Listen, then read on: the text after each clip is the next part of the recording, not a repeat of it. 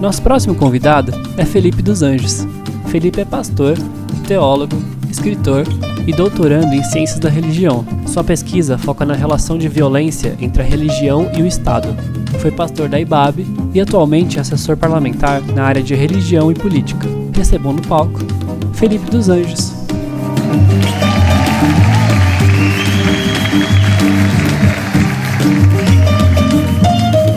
Olá, gente, tudo bem?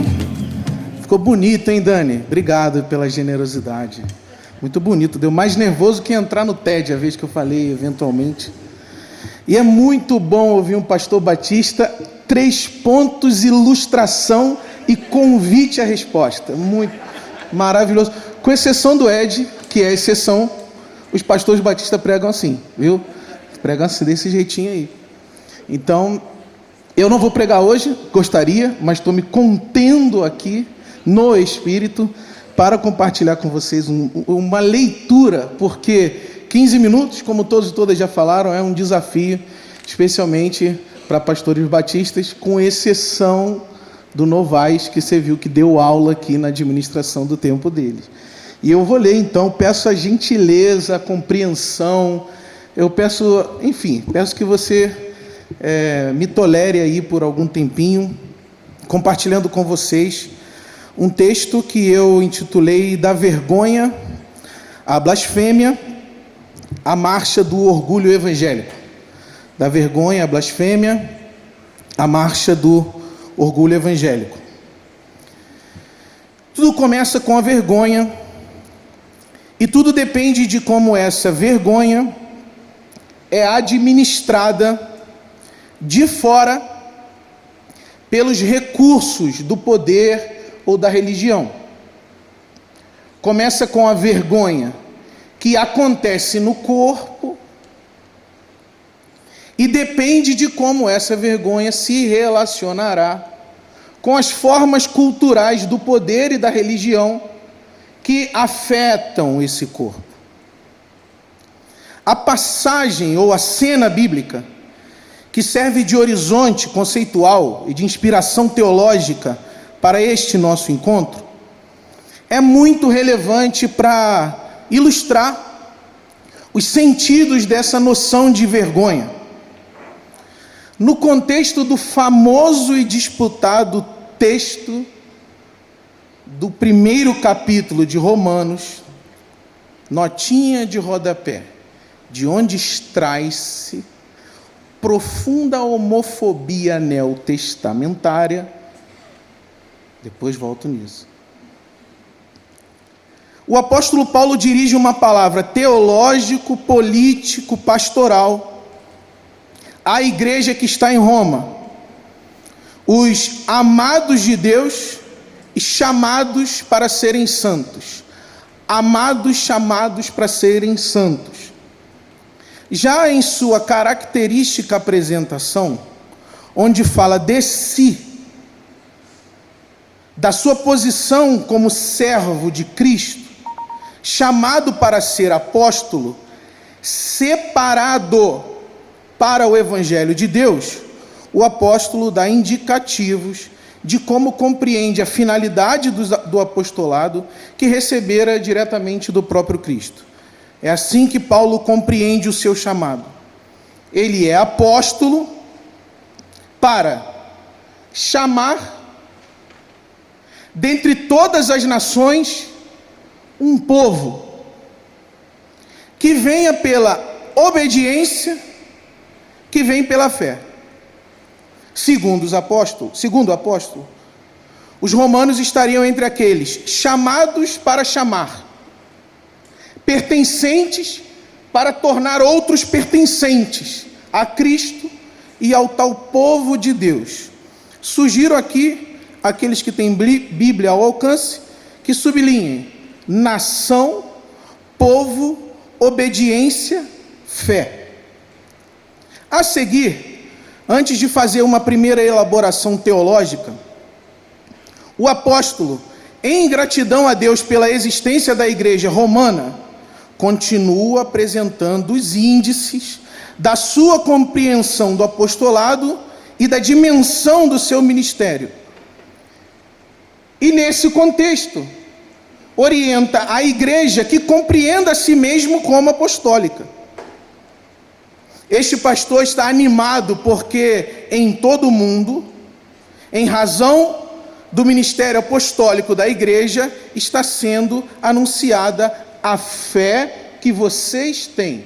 Novamente, mundo, anúncio, fé de um povo. Paulo manifesta o desejo de ir a Roma para visitar a igreja, para fortalecê-los, para que eles sejam mutuamente encorajados pela fé. A disposição do apóstolo é, portanto, ir à cidade símbolo do império hegemônico e onipresente à época, para pregar o evangelho. E é nesse contexto literário, teológico e político que encontramos o aforisma apostólico, que foi escolhido como palavra geradora do nosso encontro. Não me envergonho do evangelho. Por que o apóstolo não se envergonha do evangelho? Porque, segundo ele, evangelho é poder. Evangelho é poder para a salvação de um todo que crê. Primeiro do judeu, depois do grego. Tendo dito isso, passa-se a exposição teológico-política que todos nós conhecemos. A dinâmica do texto, pelo menos para mim, é clara. Para o apóstolo, o evangelho não era uma experiência privada, individual, subjetiva ou psicológica. Uma experiência de self, supostamente racional e autodeterminado e autorreflexivo. Não. Está claro na literatura apostólica, não apenas em Romanos, mas em diversas outras cartas, que para Paulo o evangelho é um chamado que envolve um encontro entre a fé e as nações, entre a obra da existência e o encontro com o outro, que o apóstolo chama de construção de um povo de fé, que em outras passagens dá a entender ou dá a comunicar uma travessia das fronteiras étnico-cosmológicas do judaísmo. O evangelho diz respeito a uma movimentação geopolítica, ou seja, um poder que gera um todo de fé.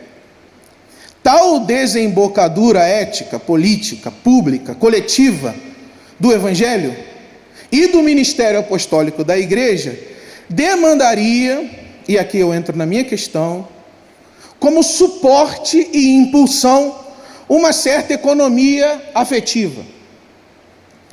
O chamado dunamis, que não é nome de ministério paulistano do século 21, mas a maneira como o apóstolo Paulo compreende o evangelho, o dunamis, ou dínamos, seria, portanto, um poder para, tanto quanto um poder nuclear, cumulativo, intenso, tanto um poder que se expande, quanto um poder que impulsiona pequenos objetos, pequenos fragmentos. O evangelho seria, então, a explosão, em todos os sentidos possíveis, dessa noção. Dispersão de energia, aceleração de partículas, disjunção de fragmentos, que são figuras de exteriorização. Há quem diga, inclusive, que nós viemos de um dunamis. Mas também propulsão, impulso, mobilidade e energização desde um núcleo. É a concentração das energias que produz a explosão, que produz o dínamos. Não seria possível fazer o evangelho acontecer como um testemunho público exterior, sem as bases, as fontes afetivas e, eu diria, libidinais, eróticas mesmo, deste movimento espiritual. Por isso que, ao falar de chamar as nações, anunciar a fé em todo mundo, o apóstolo necessariamente tem que falar com uma igreja em termos de coragem, espiritualidade e vergonha. É como se estivesse fazendo uma espécie de uma teoria sistêmica sobre a ação política a partir da fé. Ou seja, não existe movimento social sem agenciamento de afetos, que sustentam, impulsionam e eventualmente justificam a ação. Por isso a importância da vergonha aí. Chama atenção para isso. Por isso a importância da vergonha aí entre a apresentação espiritual do apóstolo e o início do seu discurso político sobre a idolatria. É bem claro, o texto de Romanos, capítulo 1, nem deveria falar isso, não é um texto sobre homofetividade, é um texto sobre idolatria. Leia de novo. A vergonha é tão decisiva nesse momento da narrativa, porque ela é uma espécie de afeto, de passagem, de transição. Ela é uma fronteira entre a potência espiritual, o núcleo espiritual e a política. Já retorno a esse ponto. Deixe-me primeiro defender o que é um afeto. Por que a vergonha é um afeto? Em que sentido ela ocuparia esse limiar entre a vida espiritual e a vida política? E por que o apóstolo precisaria vencê-la para explodir publicamente como pregador do evangelho? Aqui está a experiência espiritual do apóstolo, ali está o mundo, ali está o outro, ali está a diversidade da cidade imperial romana. Há aqui uma vergonha da qual ele precisa se desvencilhar para aparecer no mundo como pregador do evangelho. Que seria isso? Que seria essa vergonha que está entre. Então, a vergonha é um afeto, primeira sugestão. Não um sentimento, ou seja, é uma disposição específica do corpo ao ser afetado pelo mundo, pelos encontros que o corpo faz com o mundo. A vergonha é um afeto no sentido spinozano do conceito, ou seja, por afeto, compreende-se os modos do corpo ser afetado pelos encontros que faz no mundo, com o outro, com o cosmo, com a chamada natureza, com a criação, com os animais. Você encontra a diferença fora, o seu corpo é mobilizado de certa maneira e a vergonha é uma dessas figuras de afetação. O corpo como que cria um modo de resposta ao mundo. Entre ele e o mundo, a vergonha, que por sua vez mobiliza várias dimensões da experiência: moral, social, psicológica, política, etc. Em certo sentido, a vergonha é também um afeto resultado, junto, de uma situação social, um afeto secundário, no qual a degradação da minha autopercepção é socialmente validada. Eu me encontro contigo, a diferença que você coloca para mim perturba a imagem que eu tenho de mim mesmo, monta-se uma figura estranha em mim, a respeito de mim, e essa é a vergonha. Eu não sou como você, eu não faço como você, e você ainda valida essa minha imagem negativa que eu tenho de mim mesmo, é isso. É como uma mancha que fica em mim a partir de encontros e acontecimentos que envolvem um olhar e um juízo do outro sobre a minha existência e sobre a minha ação. O outro olha e vê o corpo claudicante, obeso, o sotaque, o jeito, a cor, as transformações, as imperfeições, e ele age negativamente em relação ao corpo. Eu transformo esse olhar em mancha em mim e passo a sentir, inclusive, vergonha de ser quem eu sou mesmo. O corpo claudicante, obeso, com sotaques estranhos e marcas e imperfeições. Mancha. Ou então a filha que não casou virgem da família evangélica brasileira é olhada por uma comunidade como pecadora, como desviante, como maculada. A família vê essa relação da sociedade com o comportamento da filha e traz aquilo como mancha. A vergonha é essa mancha que fica em mim a partir de encontros e acontecimentos que envolvem o olhar e o juízo do outro sobre a minha existência. Uma certa tristeza que nasce em alguém quando vê que a sua conduta é menosprezada pelos outros. Nas sociedades ditas arcaicas ou ancestrais, a vergonha era experimentada como uma desonra da família, uma desonra do clã, uma desonra da tribo. A vergonha na antiguidade não é um afeto, digamos assim, psicologizado pelo eu. É vergonha da tribo, é vergonha da comunidade, é vergonha do clã, é vergonha da família. Ou seja, a vergonha estava sempre associada a uma mecânica social de reconhecimento ou não da existência de uma outra comunidade, de uma outra sociedade, de um outro grupo. Insultos, calúnias, sarcasmos, difamações socialmente validadas que afetam a honra do grupo. A honra não pertencia somente ao indivíduo e à sua dinâmica subjetiva. Não se trata da minha honra, do meu sangue, da minha riqueza, da minha reputação, mas da honra do clã, da tribo, do sangue da família, da reputação do grupo. Neste contexto, a vergonha era percebida e vivenciada como um afeto reacionário. Se a honra do clã, a honra da tribo, a honra da família era manchada, reclamava-se violência vindicativa ou expiatória da própria honra.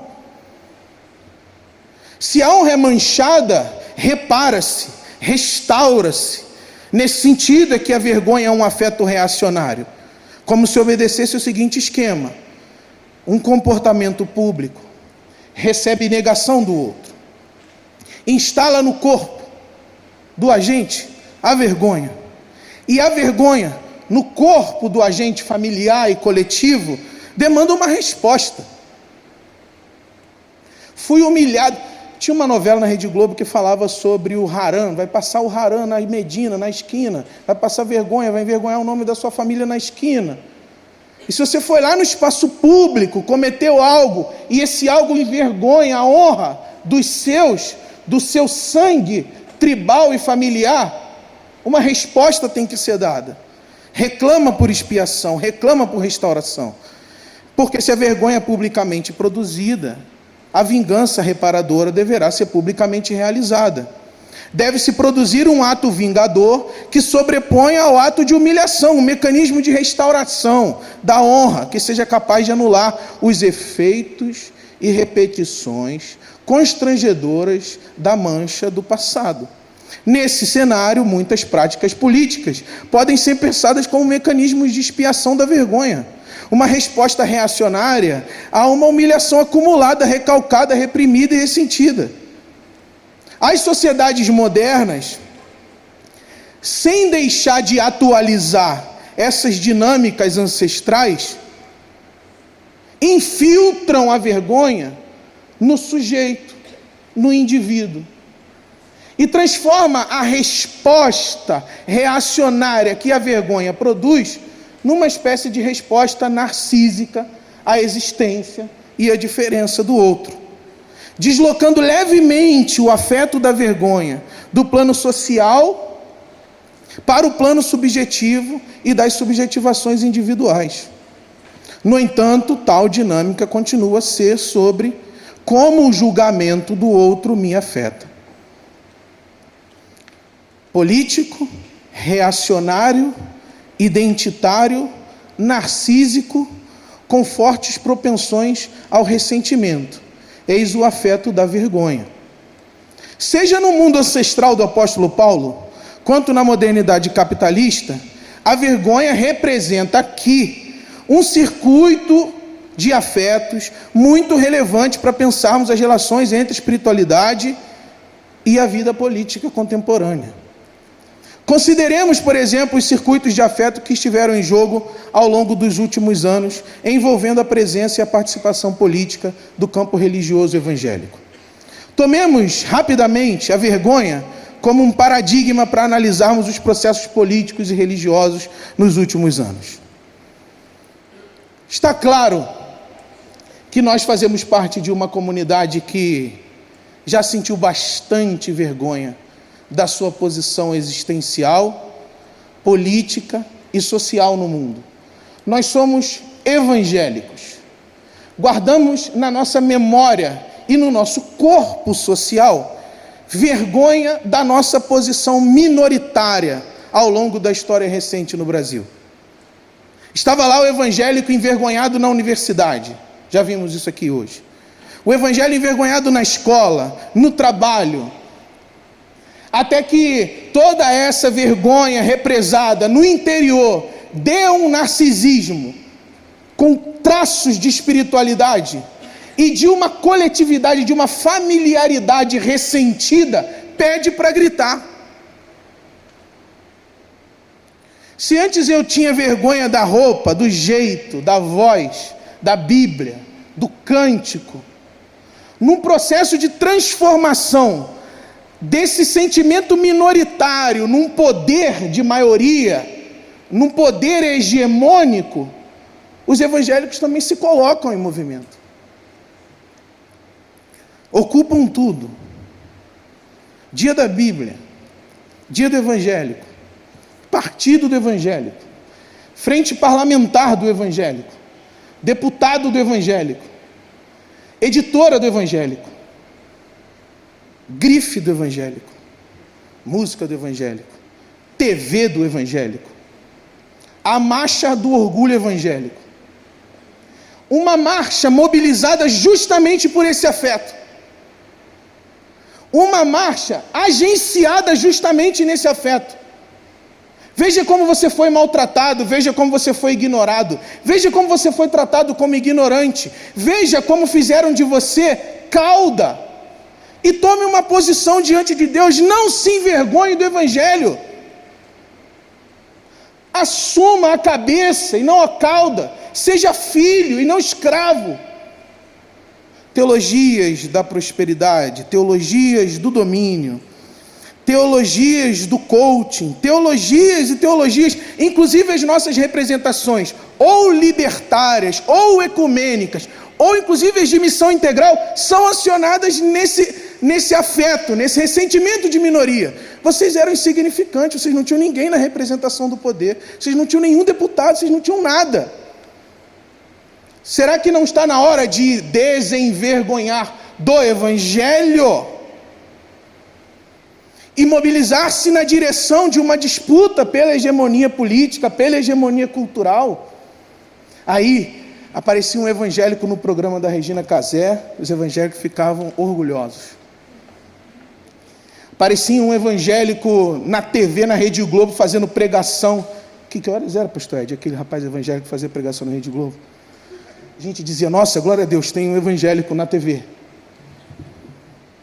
Ou seja, a gente mobilizou a nossa posição público-política a partir do agenciamento dessa vergonha, transformada em ressentimento de grupo e transformada em ressentimento narcísico. Quando mais recentemente, digamos que os caldos entornaram. Nosso afeto foi agenciado pelo ressentimento, muito propriamente identificado e trabalhado por uma extrema-direita, não apenas nacional, e nós passamos a identificar relevância espiritual, significado espiritual, sentido espiritual, com uma posição pública associada à defesa da honra do nosso grupo ou da honra da nossa própria fé na política, na sociedade, na cultura, na relevância. E deixamos que a espiritualidade, deixamos que a coragem, deixamos que o amor, deixamos que a solidariedade, deixamos que a misericórdia fosse parte de uma publicização generosa E essa espiritualidade foi transformada num ressentimento de grupo, de identidade. A ponto da gente ouvir, sem nenhuma vergonha por parte de parlamentares evangélicos, hoje em dia, o seguinte discurso: se o partido pode defender a sua ideologia no Estado, se o movimento da reforma agrária pode defender a sua ideologia no Estado, nós também vamos defender a nossa igreja, a nossa fé, a nossa ideologia, sem inclusive se dar conta que está reduzindo a experiência espiritual do Evangelho de Jesus a um programa ideológico. Não tem vergonha de fazer isso, está tudo bem. Porque eu estou lá defendendo quem eu sou, eu estou lá defendendo a minha verdade, eu estou lá defendendo o povo de Deus. É em nome do povo de Deus, entende? Vergonha agenciada, administrada, intensificada por um projeto de ressentimento identitário. E aí a gente elegeu um presidente, achando que ele iria dar conta de nos representar, enquanto eu, ferido pela opinião de tantos outros a respeito da minha fé, e achando que ele ia dar conta, digamos assim, do ferimento, do corte, da dor de todos nós enquanto comunidade minoritária, que está em franca evolução no mundo e no Brasil. E a gente passou a acreditar que a formação de um povo, mediada por um presidente messiânico, daria conta não apenas da construção do nosso eu religioso. Presta atenção, estou tentando exacerbar nisso. A construção de um eu religioso a partir da publicização de um ressentimento identitário.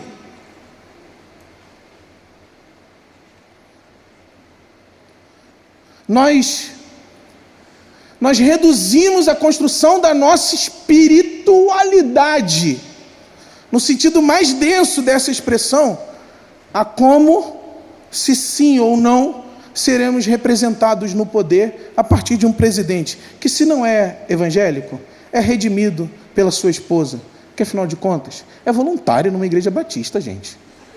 E a Bíblia diz que a mulher purifica o marido.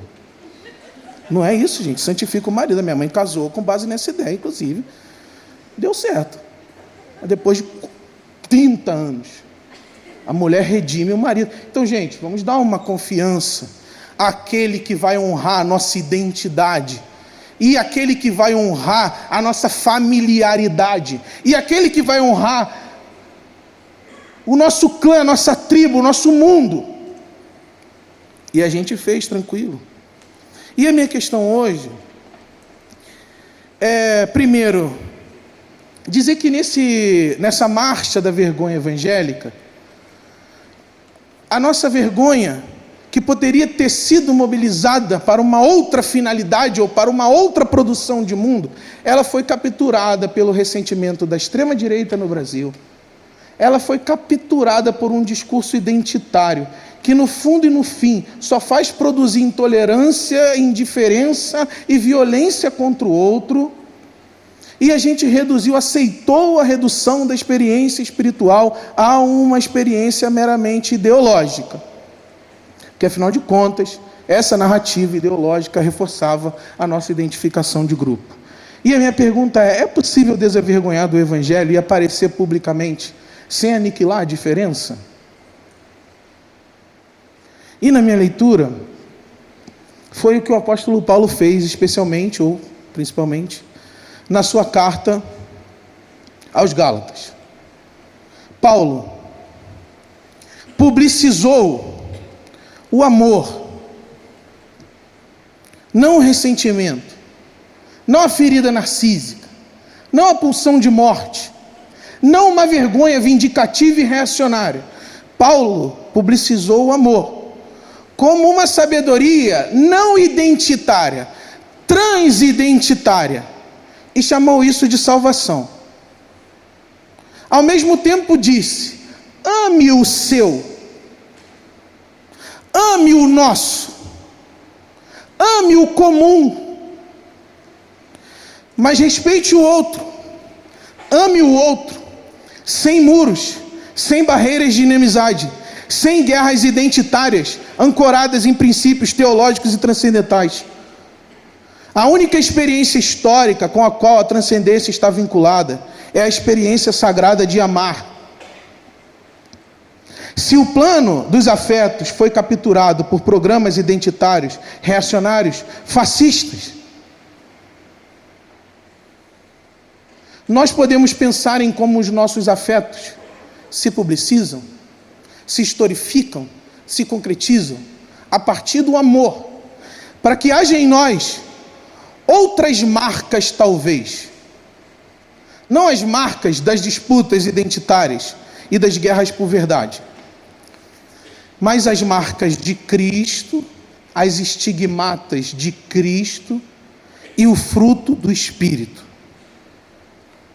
Se a nossa espiritualidade foi capturada enquanto estávamos inebriados com o gozo da vingança, do ressentimento e da expiação da nossa vergonha evangélica, nesse impulso reacionário e triste de construirmos a nossa honra, a nossa identidade, se nós entregamos a nossa espiritualidade como suplemento para o fascismo e para a extrema-direita no Brasil, é possível, sim, que coletiva e comunitariamente a gente faça o nosso afeto passar ao mundo, a gente quebre a barreira da vergonha, não na direção da destruição do outro, mas na destruição da celebração, da diferença entre nós e da possibilidade de uma convivência pacífica entre as diferenças.